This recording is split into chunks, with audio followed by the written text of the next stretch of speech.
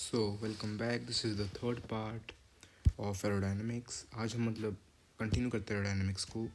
तो यार अब तक हम लोगों ने क्या क्या पढ़ लिया। अब तक हमने ये देख लिया एरोडायनेमिक्स क्या है, हमें एयर ही क्यों पर्टिकुलर स्टडी करनी होती है और कैसे कर सकते हैं।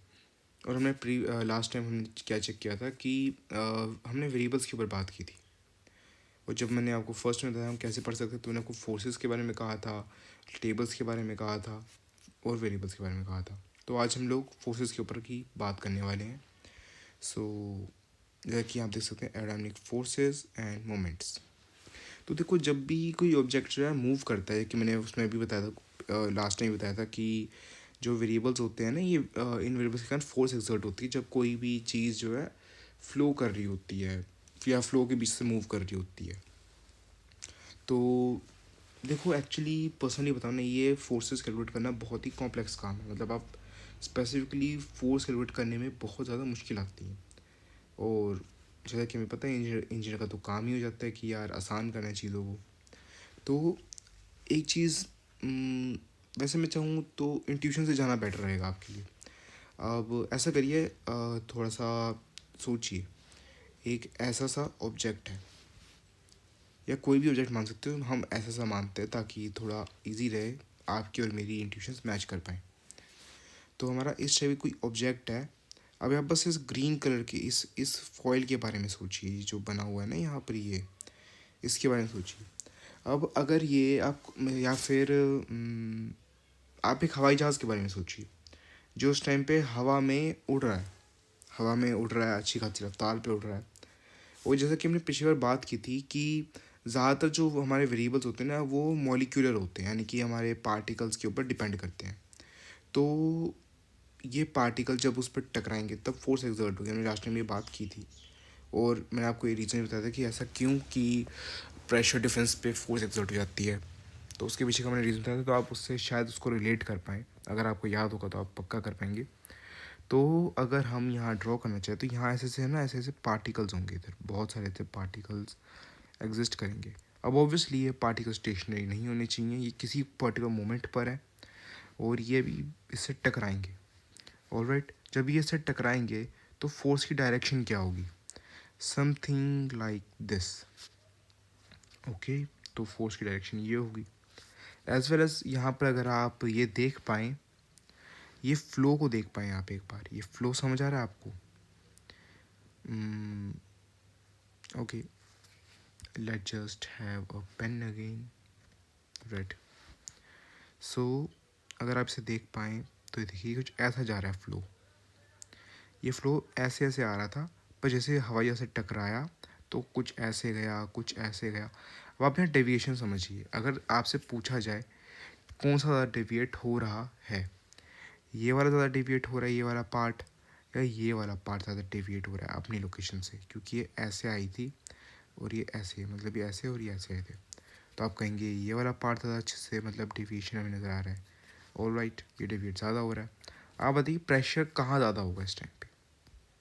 प्रेशर यहाँ ज़्यादा होगा या यहाँ ज़्यादा होगा? यहाँ ज़्यादा होगा। और हाई टू लो का फोर्स लगता है, तो फोर्स कुछ कुछ इस डायरेक्शन में या इस डायरेक्शन में या ऐसे करके कुछ लग रहा होगा। ठीक है, तो फोर्स इस डायरेक्शन में लगेगा। तो हम लोगों ने दो डायरेक्शन ऑफ फोर्सेस आइडेंटिफाई करेंगे। तो एक बार मैं थोड़ा सा इस जगह क्लियर कर लूँ। तो हम लोगों ने कहाँ कहाँ फोर्स आइडेंटिफाई करी थी यार? एक फोर्स तो हमने कुछ कुछ ऐसे आइडेंटिफाई करी है और एक फोर्स हमने कुछ कुछ ऐसे आइडेंटिफाई करी है।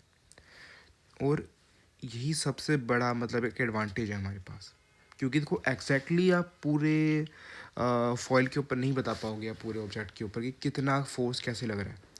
पर खुशकिस्मत ये कि सिर्फ दो ही तरीके हैं फोर्स लगने के इस पूरे खेल के अंदर। नो मैटर हाउ, ये कि आप यहाँ पर देख सकते हैं, no matter how complicated our object flow are there are only two basic forces. सिर्फ दो ही फोर्सेस एग्जिस्ट कर पाएंगी, एक जो सीधी आके टकरा रही है और एक जो प्रेशर डिफरेंस कारण क्रिएट हो रही है। ऑल राइट, तो जैसे कि आप यहाँ देख सकते हैं, pressure force and shear stress. Pressure के कारण, प्रेशर क्या होता है? फोर्स पर यूनिट एरिया, और it is almost like a stress. It is not stress, it is almost like a stress. And shear stress well personally मैं बताऊँ तो ये चीज़ आपको ज़्यादा चीज़ तब समझ आएगी कि जब आप थोड़ा मतलब इंजीनियरिंग फर्स्ट ईयर या फिर मैकेनिक्स, सॉलिड मैकेनिक्स ऐसे कुछ पढ़ रखे होंगे, क्योंकि उसके अंदर आपको शेयर के बारे में अच्छा खासा मतलब करना पड़ता है कि बेंडिंग मोमेंट क्या होता है, मोमेंट्स क्या होते हैं, शेयर क्या होते हैं। पर फिर भी थोड़ा सा मैं आपको इंट्रोडक्शन दे देता हूँ। शेयर होता क्या है? कोई भी ऐसा बल या ऐसा फोर्स जो किसी चीज़ को उसके मेन बॉडी से अलग करने की कोशिश करे, उसको हम शेयर फोर्स बोलते हैं। फॉर एग्ज़ाम्पल, हम ऐसा मान लेते हैं कि इधर एक ऐसा करके कुछ पड़ा है। ये कॉलम कॉलम कहेंगे या बीम बीम कहेंगे इसको, ठीक है। अब उस पर आप या तो ऐसे ऐसे फोर्स लगा दो। अब ये इंटरएक्सेड, तो इसको हम लोग या तो बोलेंगे कंप्रेशन या तो बोलेंगे टेंशन, मतलब टेंसाइल फोर्सेस। बट कैसा हो कि यार यहाँ पर ये वाली फोर्स नहीं है, ऐसे अब एक फोर्स लग रही है। अब ये इक्वी एक्सेस नहीं रही, ये सेम एक्सेस पर नहीं है, मतलब ये सेम एक्सेस नहीं है। आई थिंक इनको कॉन्क्रेंट बोलेंगे, यानी कि इनका जो इंटरसेक्शन पॉइंट है वो एक पॉइंट नहीं है, इन दोनों की लोकेशंस अलग है।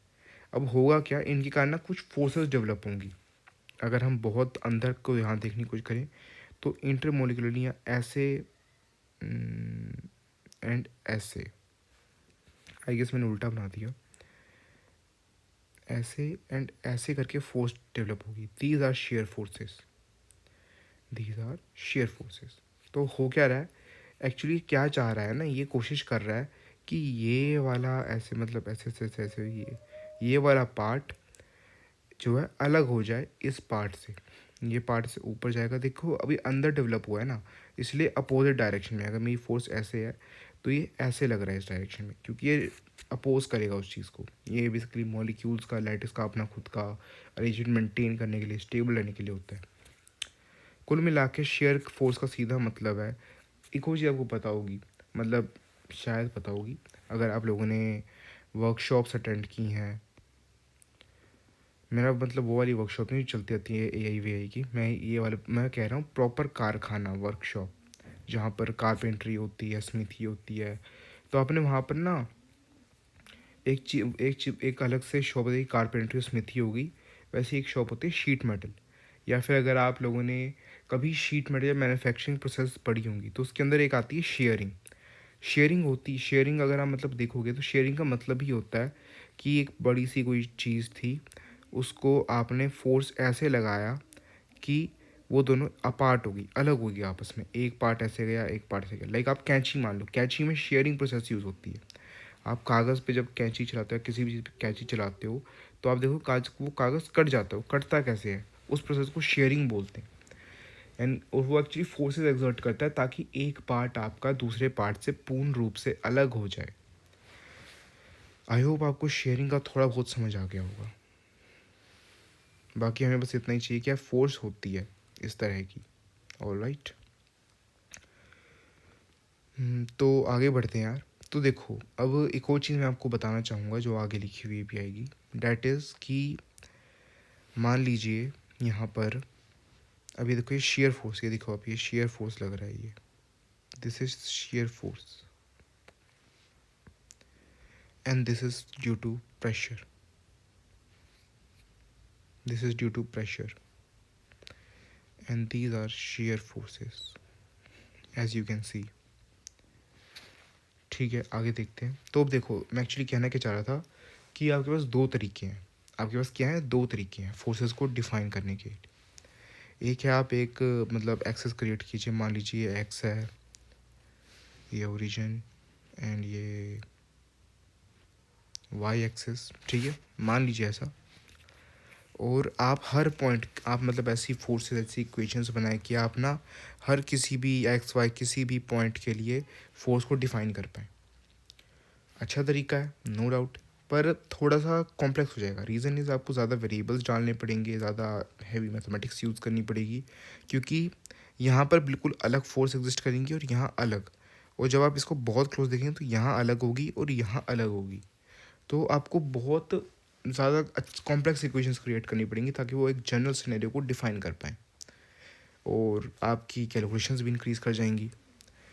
वहीं पर एक और तरीका है, वो क्या है कि आप क्या करें, instead of defining for each and every point, आप जो कर सकते हैं डैट इज़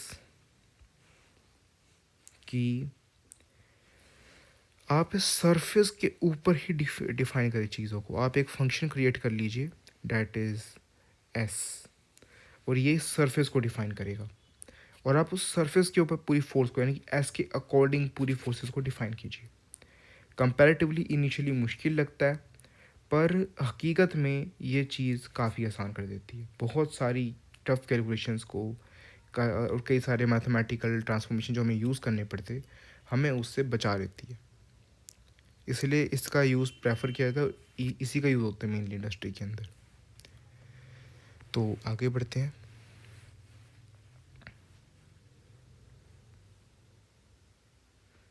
देखिए, आप देख सकते हैं यहाँ पर लिखा भी हुआ है कि आप इन या तो ये वाला यूज़ कर लीजिए या तो ये यूज़ कर लीजिए। In aerodynamics these are a lot of complex object and surfaces, object surfaces. We tend to care about forces on surfaces. हमें मतलब उसी फोर्स से मतलब जो सर्फेस पे एक्ट कर रही है। तो हम दुनियादारी छोड़ देते हैं, हम एक्स वाई पे काम नहीं करते हैं, हम इसके ऊपर बात करते हैं। एज वेल एज देखिए उसमें अंदर की पॉइंट्स भी थे, हमें अंदर की फोर्सेस चाहिए होती हैं पर इतनी भी नहीं। लाइक हमें, हम मतलब आप कह सकते हो ना कि कमेंट कर सकते हैं उसके ऊपर कि अंदर कितनी फोर्स लग रही होगी, without going to actual equations. Alright, आगे बढ़ते हैं। तो अब यहाँ पर कुछ एग्जांपल्स हैं जिससे हम कोशिश करेंगे आपको समझाने की कि किस तरह से फोर्सेस एक्ट करती हैं on a body while in flow.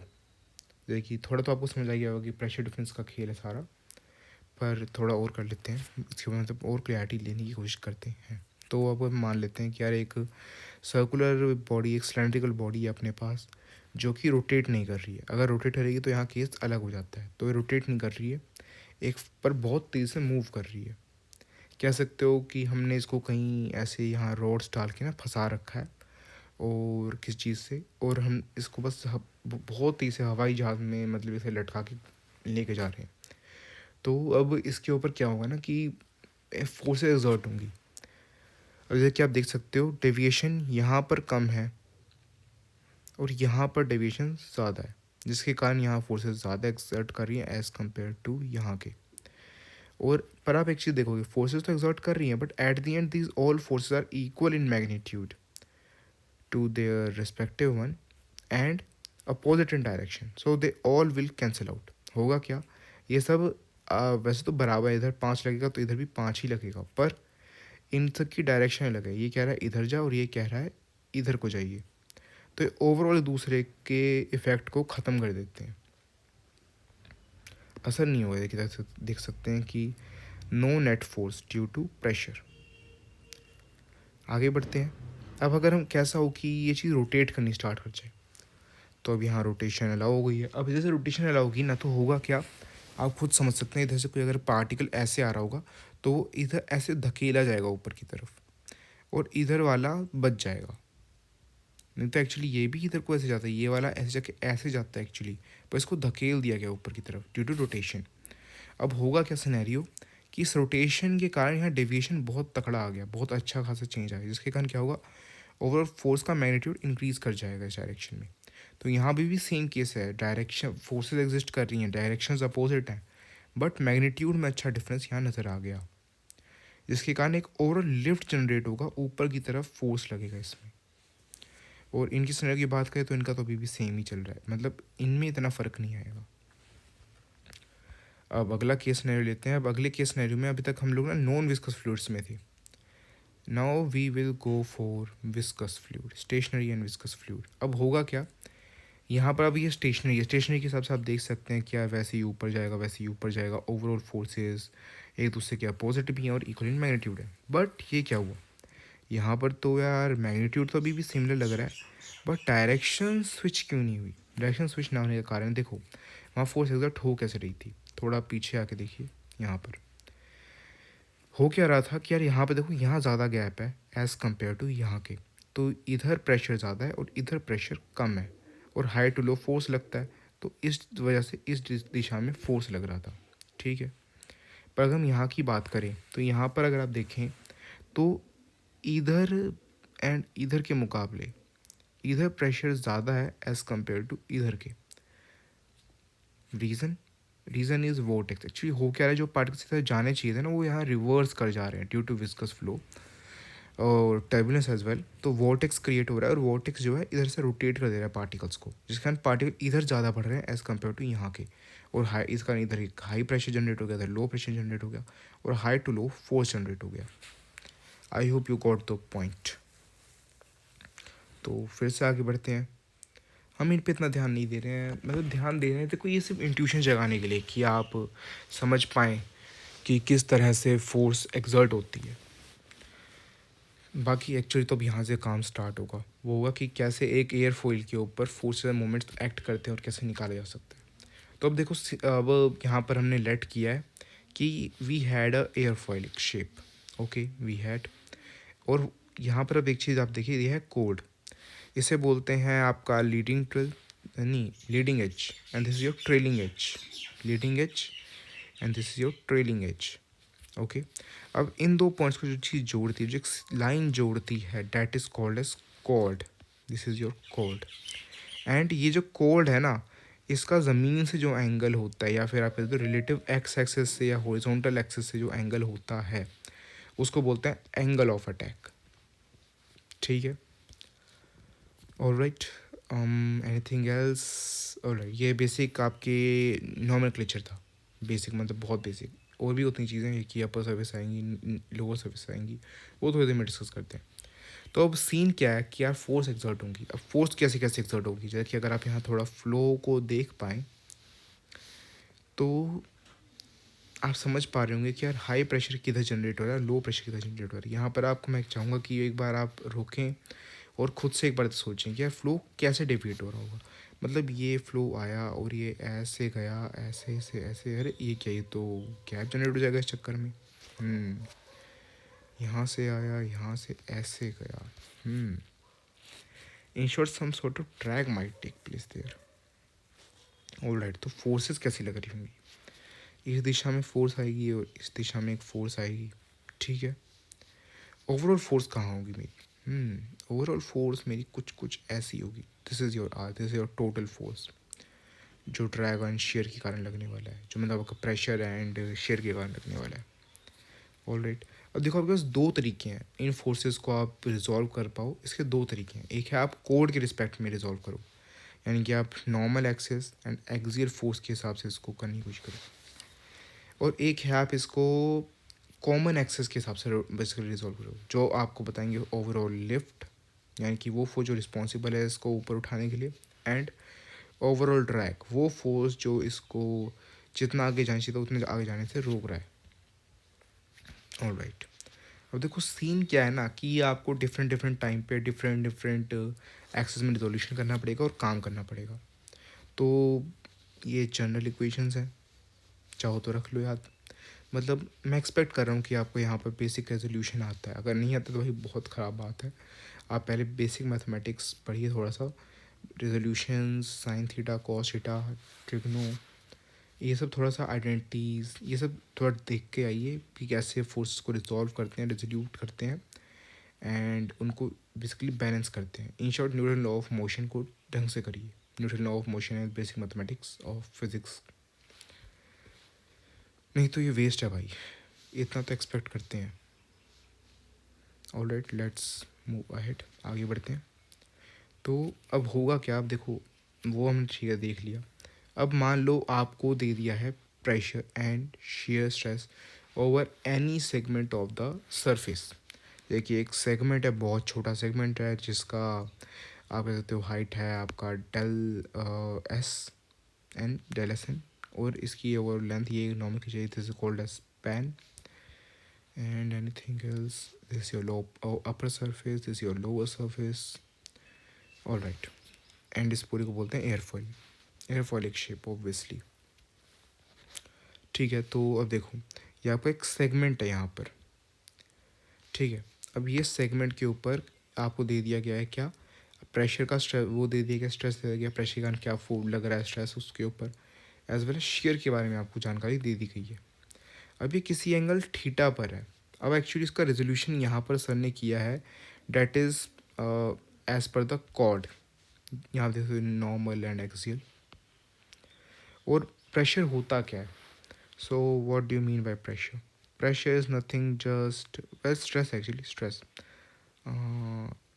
it must be defined as this: stress is nothing but force over area. Alright, तो इसका एरिया क्या होगा, सेगमेंट का एरिया क्या होगा? ये एक रेक्टेंगल है, रेक्टेंगल का एरिया क्या होता है? Del S N, I think यही लिखा हुआ है यहाँ पर, times L, this is your area. And force, force हमें ढूंढना है, हमारा मतलब ही फोर्स है, तो फोर्स को हम क्या बोलते हैं? Stress times area.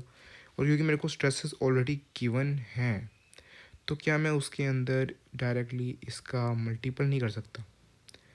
ये चीज़ मुझे फोर्स बता देगी, और ये चीज़ यहाँ पर की गई है, यहाँ पर अगर आप देख सकते हो। अब कॉस थीटा एंड तो रेजोल्यूशन का हिसाब है सारा। These are just basic resolutions जो हमें करने होते हैं। तो चलिए फिर आगे बढ़ते हैं। अब देखो, अब सीन क्या है कि ठीक है, हमने एक सेगमेंट के ऊपर तो बात कर ली, पर इट इज़ मोर कन्वीनियंट कि हम लोग ना पर यूनिट स्पैन कर दे फोर्स को। यानी कि हम लोग जो हैं, अगर इस पॉइंट पे पूछा जाए ना फोर्स क्या, तो हम उसके बारे में बात कर पाएँ, लाइक इस पॉइंट पे क्या फोर्स है, ना कि इस पूरे स्पैन के ऊपर क्या फोर्स है। तो हम लोग इसको ना इसके स्पैन यानी कि एल से डिवाइड कर देते हैं, तो उससे हमारे पास एक फाइनल इक्वेशन निकल जाती है। तो जो ओवरऑल फोर्स होती है ना, वो सारी फोर्स पूरी बॉडी की अगर हम बात करें तो सब कुछ मिला के होती है। अब जो ऊपर हमने रेजोल्यूशन किया था ना, वो हम लोग सिर्फ सिर्फ अपर सर्फेस के लिए किया था, बट ये जो ओवरऑल बॉडी फोर्स होगी ना, वो अपर प्लस लोअर की होगी। तो अब हम क्या करेंगे, सिमिलरली लोअर के लिए भी एक सॉल्व करेंगे और एक फाइनल ओवरऑल इक्वेशन को जनरेट कर देंगे। और अब देखो, चलो ठीक है, आपने ऊपर नीचे की दोनों की बात कर ली, पर अभी भी ये अगर हम देखें ना, तो ये बस इतने से एरिया के बारे में बात कर पा रहे हैं कि ओवरऑल इस जगह पे कितनी फोर्स है, बट पूरे इसका क्या करेंगे? तो we have to integrate from your trailing edge to the leading edge. हमें मतलब पूरे यहाँ से यहाँ तक, ऊपर और नीचे दोनों के लिए ऐसे यहाँ पर जो है इंटीग्रेशन लेना पड़ेगा, तब जाकर हमें ओवरऑल बॉडी फोर्स का पता चलेगा। ऑलराइट, तो ये देख लीजिएगा, दिस ऑल इज़ मैथमेटिक्स। आपको बेसिक मैथमेटिक्स यहाँ पर लग रहा है।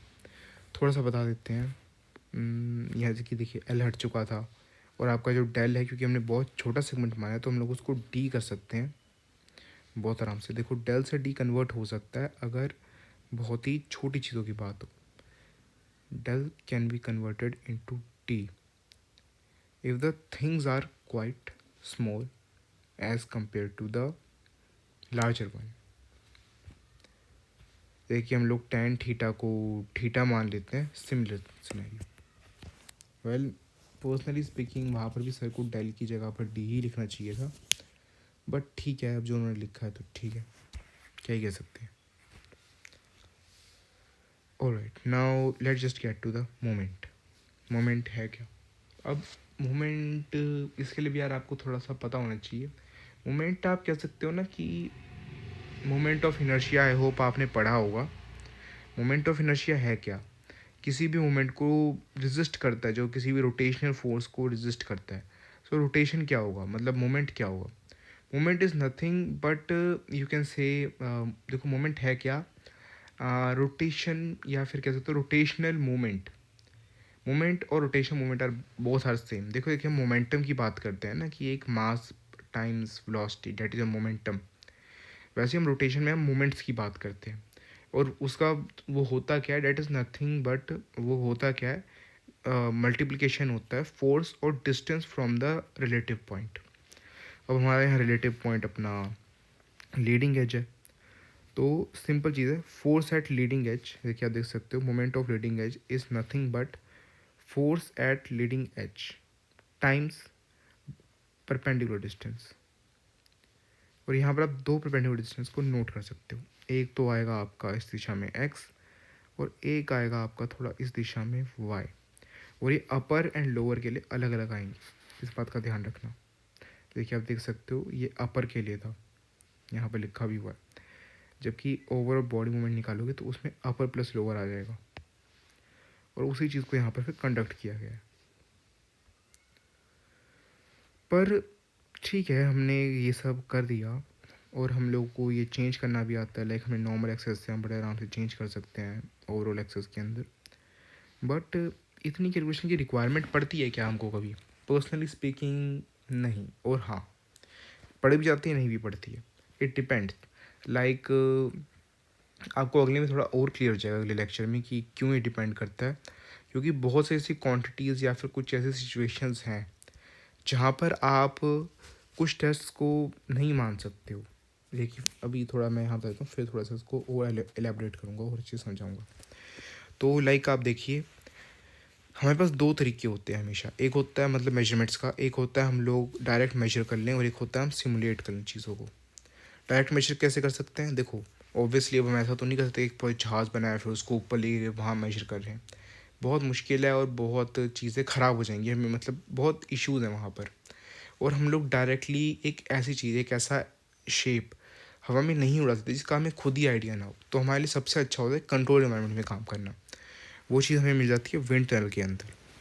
तो यहाँ पर ना हम लोग अपना, आप कह सकते हो कि मैं अभी तक कह रहा था कि हमें एक सरफेस के ऊपर क्या डिफाइन करना होगा, शेयर डिफाइन करना होगा, प्रेशर डिफाइन करना होगा, प्रेशर स्ट्रेस शेयर स्ट्रेस, और हम लोग उससे फोर्स एंड मोमेंट निकाल रहे हैं। पर इट इज़ फार बेटर अगर आप विंड टीम में काम कर रहे हो ना, तो शेयर निकालना बहुत मुश्किल होता है। प्रेशर भी आप निकाल सकते हो, पर शेयर के साथ काम करना काफ़ी मुश्किल हो जाता है। So it is prefer to directly measure the moment and the forces exerted. मतलब हम सीधा सीधा, ये बहुत अच्छा होता है हमारे लिए, वहाँ प्रेफर किया जाता है कि हम लोग सीधा सीधा मोमेंट को, लिफ्ट को, ड्रैग को मेजर कर लें। कैसे मेजर कर सकते हैं?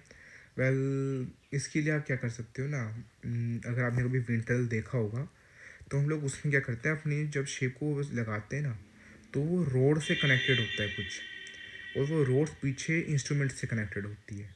उसके अंदर हम लोग स्प्रिंग्स का यूज़ करते हैं, स्प्रिंग्स एंड हाइड्रोलिक्स वगैरह का, जैसे अब उस मतलब डिपेंड करता है किस लेवल की फोर्स हमें एक्सर्ट होगी तो हमें झेलनी पड़ेगी। तो उससे होता क्या है ना, उन स्प्रिंग की कंप्रेशन या फिर उस हाइड्रोलिक से कंप्रेशन से हम लोग आइडिया लगा लेते हैं कि कितना इसके ऊपर ड्रैग एक्सर्ट हुआ एंड कितनी इसके ऊपर लिफ्ट एक्सर्ट हुई। ठीक है, एज वेल एज मोमेंट को कैसे निकाल सकते हैं? तो जैसे कि जिस पॉइंट पर आपके रोड्स कनेक्टेड हैं, उस पॉइंट से लेकर के लीडिंग एज तक का डिस्टेंस आप पहले से नाप सकते हो। डिस्टेंस आपके पास है, उस पॉइंट का फोर्स आपके पास है, तो आपको ऑटोमेटिकली आइडिया लग जाएगा कि यार इतनी दूरी से इस पर्टिकुलर पॉइंट पे कितनी मूवमेंट लग रही है। ऑब्वियसली अब यहाँ पर आपका थोड़ा दिमाग लगाना पड़ेगा कि यार इतनी दूरी पे कौन सी फोर्स हमें कैसे कब निकालनी चाहिए, रोड को कैसे कनेक्ट करना चाहिए। और क्योंकि हर जगह रोड नहीं कनेक्ट हो सकती है, तो हम थोड़ा अप्रॉक्सीमेशन से लेके चलते हैं। इस तरीके से मतलब आप निकाल सकते हो, ये इजी है। बट जब आप अगले मतलब लेक्चर में देखेंगे तो उसमें आपको कुछ लिमिटेशन बताऊंगा इस टेस्ट की, कि बहुत सारी चीज़ें जिसको हम वहाँ पर जो हम छोटे उसमें कर रहे हैं ना, उसको हम बड़े पे नहीं कर सकते हैं। और थोड़ा सा आपको वहाँ रूल्स भी पता चलेंगे कि कैसे हमें किसी बड़ी चीज़ को छोटे में डिफ़ाइन करना होता है, ताकि हम लोग छोटे पे आराम से टेस्ट कर पाएँ और बड़े के लिए उस टेस्ट को मान मान सकें। That is called as T dimensioning. ठीक है, और दूसरा तरीका तो हो गया यार आपका सिमुलेट करना। अब सिमुलेशंस आर क्वाइट हार्ड, जिसके लिए आपको मतलब अच्छा खासा दिमाग लगाना पड़ेगा। पर अगर आप सिमुलेट कर लें तो चीज़ें कंपैरेटिवली आसान हो जाती हैं। सिमुलेशन मतलब बनाने के बाद आपको डायरेक्टली फंक्शंस मिल जाते हैं, और फिर वही जो अब तक हम लोगों ने किया, इक्वेशंस निकाल लो, मैथमेटिक्स का यूज़ करो, और finally after doing some integration and basic mathematics आपको फोर्सेस मोमेंट का पता चल जाएगा। तो अब आते हैं हम अगले टॉपिक पर। अगला टॉपिक है हमारा सेंटर ऑफ प्रेशर। इसको आप सेंटर ऑफ मास के साथ ना कंफ्यूज मत करना। सेंटर ऑफ मास और सेंटर ऑफ प्रेशर दोनों अलग अलग चीज़ें होती हैं।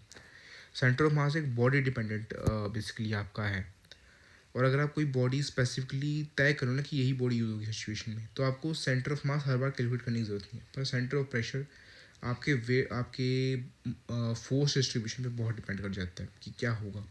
हो सकता है कभी ये बिल्कुल सेम आएगा, यूनिफॉर्म है, या फिर सिमेट्रिकल डिस्ट्रीब्यूशन है, तो उस टाइम पे ये और सेंटर ऑफ मास काफ़ी सेम रहेंगे, मतलब एक ही जगह पर होंगे। पर ये हमेशा नहीं होगा, इसलिए हमें हर बार सोचना पड़ता है, हर बार चेंज करने पड़ते हैं सिचुएशंस। और यही इसका सबसे बड़ा ड्रॉबैक भी है। सेंटर ऑफ प्रेशर का अगर आपको पता चल जाए तो बहुत आसान हो जाता है, चीज़ों को बैलेंस कर सकते हो आप बड़े आराम से।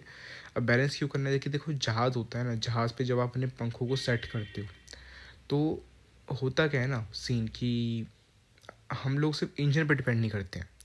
आज की डेट में सबसे ज़्यादा अच्छा तरीका हमारे लिए होता है कि हम इंजन से ज़्यादा यूज़ करें हमारे फ्लैप्स को। हम लोग क्या करते हैं, उस एयरफॉइलिक शेप को थोड़ा सा कभी नीचे की तरफ से मोड़ देते हैं, कभी ऊपर की तरफ से मोड़ देते हैं। इसके अलावा हम जब हवा में होते हैं तो उस पॉइंट पे अच्छा खासा हम बिना इंजन को ज़्यादा चेंज करें, बिना इंजन में ज़्यादा फ़र्क लाएं, हम जहाज़ को अच्छे से संभाल पाते हैं। और वो सब पॉसिबल है कि हम ऊपर जाने के बाद ना एयरफॉइल की डिफरेंट डिफरेंट शेप्स को हम वहाँ पर मतलब यूज़ कर सकते हैं। शेप वही है, बस हम लोगों ने उसमें क्या किया, हमने उसमें कुछ ऐसी चीज़ें लगा दी हैं। लाइक हमने कुछ ऐसे लोहे के पीसेस जोड़ दिए जो कभी बाहर आ जाते हैं, कभी अंदर चले जाते हैं। उससे क्या होता है, ओवरऑल एरिया, एंगल सब कुछ चेंज होता है। इसके अलावा कॉर्ड लेंथ भी चेंज हो जाती है बहुत बार। नहीं, कॉर्ड लेंथ चेंज नहीं कर सकते यार। कॉर्ड लेंथ तो मतलब वो हो गया ना कि ओवरऑल ढांचा ही इतना बड़ा है। बट फिर भी कुछ चीज़ हम लोग स्विच करते हैं उसके अंदर, जिससे हमारा ओवरऑल अच्छा कंट्रोल बनता है एंड हम ज़्यादा चीज़ें आराम से संभाल पाते हैं। तो वही है, उसके लिए हम लोग centre of pressure basically use कर सकते हैं। मतलब देखो, हम जो उसमें चीज़ें चेंज करेंगे उससे ना, मतलब कई बार बहुत हल्का चीज़ भी बहुत गंदा इम्पैक्ट डाल सकता है आपके स्टेबिलिटी के ऊपर, जहाज़ की। तो वहाँ पर ना सेंटर ऑफ प्रेशर बहुत ढंग से सोचना पड़ता है। एज वेल एज जो आप ये सब कमांड दे रहे हो, मान लो आपने कुछ चीज़ बनाई और आपने उसमें मतलब कमांड देने के लिए कोई तरीका लगाया। अब मान लो जैसे आपने हल्के चेंज करा आपने टेस्ट में, मतलब आप अभी आप फर्स्ट टाइम उड़ा रहे थे उसको, टेस्टिंग में नज़र नहीं आया, पर उस टाइम पे जैसे आपने उसको थोड़ा सा चेंज किया, कुछ फ्लैप को एक्स्ट्रा बाहर निकाला, इतना ज़्यादा तेज़ फोर्स लगा कि जो उस फ्लैप को कंट्रोलिंग ऑब्जेक्ट था, कंट्रोल करने वाली चीज़ थी, वही टूट गई, क्योंकि वो बैलेंस पॉइंट पे नहीं थी।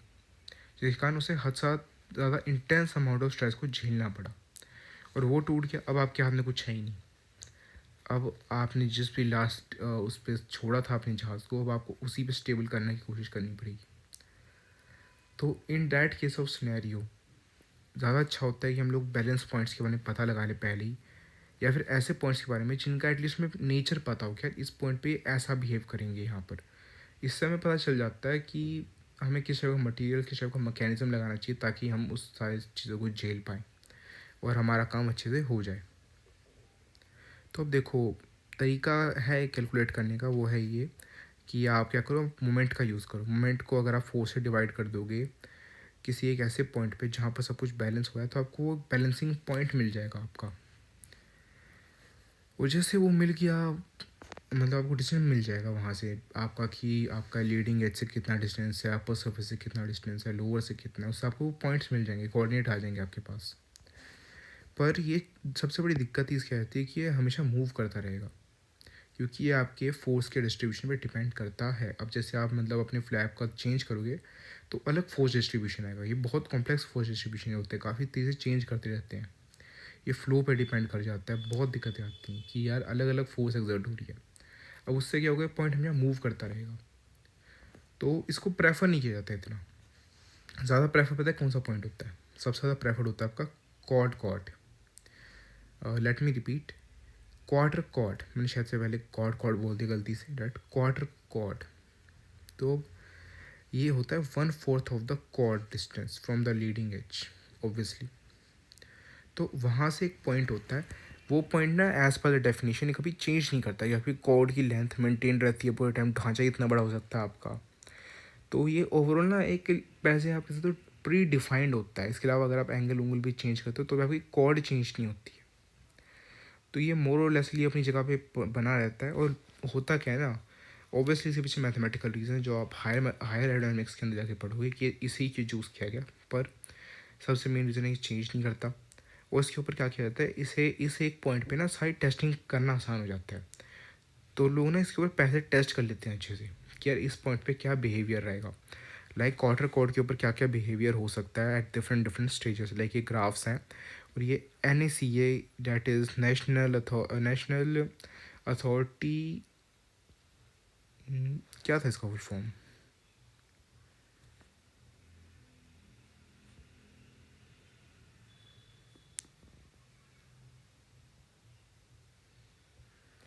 वेल जितना मुझे याद है ये तो नेशनल है, हाँ नेशनल ये, और ये एरोनॉटिक्स है, एंड ये अथॉरिटी होगा, सी क्या है, कॉन्फ्रेंस। वेल इतना याद नहीं है, पर आप ये लगा लो कि इंटरनेशनल है, और ये है 0012। 00 का यहाँ पर मतलब है कि इसमें कैम्फर नहीं हो रखा है। कैम का मतलब हो गया कि ये थोड़ा सा ऐसे रोटेट कर देते हैं फॉइल को, वो रोटेट नहीं करते, थोड़ा सा आप कह सकते हो ऊपर को उभार देते हैं। लाइक अभी आपकी जो मैंने आपको जितनी दिखाई वो कुछ कुछ ऐसी थी, समथिंग लाइक दिस। कैम का मतलब हो जाता है कि वो क्या करेंगे, इस यहाँ से कोड जाती है, वो इस कोड को भी ऐसे रोटेट कर देंगे, डेट इज कैम। तो ज़ीरो यानी कि कोई कैम नहीं हो रखा है इसके ऊपर। एज वेल एज 12 का मतलब हो गया आपका थिकनेस टू कॉर्ड लेंथ का ratio, thickness to chord length का रेशियो जो कि 12% के आसपास होता है, मतलब जो वाइडली यूज़ होता है, ज़्यादातर एयरक्राफ्ट उसी का यूज़ करते हैं। तो उसके ऊपर ना ऑलरेडी टेस्टिंग कर रखी है सबने, तो ये उसके टेस्ट रिजल्ट्स हैं कुछ कुछ ऐसे। और इससे आप देख सकते हैं कि किस टाइम पे, मतलब किस एंगल ऑफ उस पर कितना फोर्स पड़ेगा, और आपको मेजर माइनर का ना एक रेंज मिल जाता है, और आप उसके अकॉर्डिंग चीज़ें करते हो। तो यार आज काफ़ी बड़ा लेक्चर था यार ये, तो एक छोटा सा रिवीजन मार लेते हैं। हमने सबसे पहले बात की कि हमने इससे पहले क्या क्या पढ़ रखा है, फिर हम लोग आए किसके ऊपर, फोर्सेस के ऊपर है, फोर्सेस कैसे एक्सर्ट होते हैं, ट्यूशन से हमने जाना, दो ही प्रकार हमें मिले।